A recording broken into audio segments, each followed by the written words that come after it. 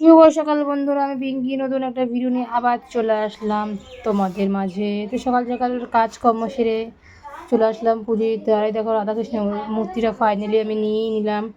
কেমন হচ্ছে অবশ্যই কমেন্ট করে জানাবে। আমার তো খুব ভালো লেগেছে। তো রাধাকৃষ্ণটাকে ফাইনালি জায়গায় রেখে দিলাম। আগে রাধাকৃষ্ণ একটা ছিল, কিন্তু ওটা রঙ উঠে গেছিলো, ওটা পিতলের টাইপের ছিল, কিন্তু পিতল না, অ্যাকচুয়ালিতে ছিল না, কী ছিল আমি নিজেও জানি না।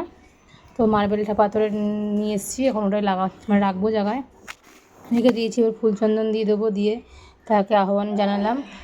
তো ফাইনালি ফুল চন্দন দেওয়া হয়ে গেছে। আর আজ ওয়েদারটা কেমন লাগছে তোমাদের অবশ্যই কমেন্ট করে জানাবে। আমার তো খুব ভালো লেগেছে, ঠান্ডা ঠান্ডা বেশ ওয়েদার। তো আর ঠাকুরঘর আমি ফোন নিয়ে সবসময় ঢুকি, কারণ কি না আমি না রেডিওতে গান চালাই, মানে ঠাকুরঘরটা বক্স আছে, বক্সে গান চালাই, গান চালিয়ে পুজো করি, খুব ভালো লাগে পুজো করতে। তো ফাইনালি সব ঠাকুরদের চন্দন ফন্দন দিলাম, ফুল টুল দিলাম। দেওয়ার পরে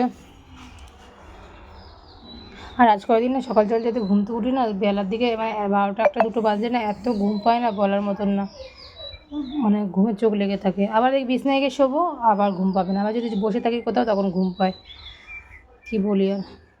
যাই হোক, সকল ঠাকুরদের ফুল চন্দন দিলাম, দেওয়ার পরে বাইরে তুলসী তলাটায় ফুল চন্দনটা দিলাম, ধূপ ধুনো ধরাবো, ধরিয়ে ওখানটা আরতি করলাম, করে চলে যাবে এবার ঘরে, ঠাকুরঘরের ভেতরে।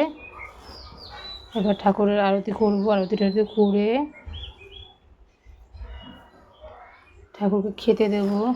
আর সকাল সকাল পুজো দিয়ে একটা শান্তি আলাদা। সকাল সকাল পুজো দেওয়া গেলে সারাদিনটা হাত পা ছাড়া মনে হয় কোনো কাজকর্মই নেই। আর যতক্ষণ না পুজো দেওয়া কমপ্লিট হয় ততক্ষণ মনে হয় কি কাজ শেষ নেই। তো ভগবানকে একটু ফল জল দিয়েছিলাম, ম্যাক্সিমাম রাতের বেলায় ফল দিই, কিন্তু সেদিনকার আর যেহেতু মা বলছিল কি চিড়ে খই দেওয়ার দিন, তো একটু চিড়ে খই দিয়েছিলাম, তাই জন্য একটু ফলটা দিয়েছিলাম ওই বেলা, নাহলে ফল দিতাম না। ফল সবসময় সন্ধ্যাবেলায় দিয়ে ফাইনালি ভগবানকে নিবেদন করলাম, করার পরে একটু মন্ত্র পড়ে নিলাম, আর ফোনের গানটা একটু বন্ধ করে নিলাম, যেহেতু মন্ত্র পড়তে সমস্যা হচ্ছিলো। তারপর সব ঘরে ধূপ ধুনো জ্বালা ঘুরিয়ে নিয়ে আসলাম। একদম নিচতলায় না ধূপ ধুনো ঘোরানো হয় না, ওই সেকেন্ড ফ্লোরে যায়, 3তলায় যেহেতু মন্দির, বেডরুমগুলোতে দেখানো হয়, নিচে কিচেন রুমে একদম দেখানো হয় না, যাওয়া হয় না নিচে, দূর থেকেই দেখায়, কারণ 3তলা ভেঙে যাওয়াটা সম্ভব হয় না, কষ্ট হয়ে যায়। তো যাই হোক, এদিকে পুজো কমপ্লিট হয়ে গেছে, প্রসাদ তুলে এবার ঘর বাড়ি মুছে, আমি সকালবেলা ঠাকুরঘরে ঢুকে একবার ঘর মুছি, আর বেরোনোর সময় একবার ঘর মুছি। তো ঝাড় দিয়ে নিলাম, ঝাড় দিয়ে এইবার আমি নোংরাটা বারান্দাটা পরিষ্কার করবো। বারান্দাটা পরিষ্কার করা হয়ে গেলে জলটা নিয়ে ফেলে বালতিটা ধোবো, ও ঘর মুছে লাঠিটা নিয়ে ঘরটা একটু মুছে পরিষ্কার করে।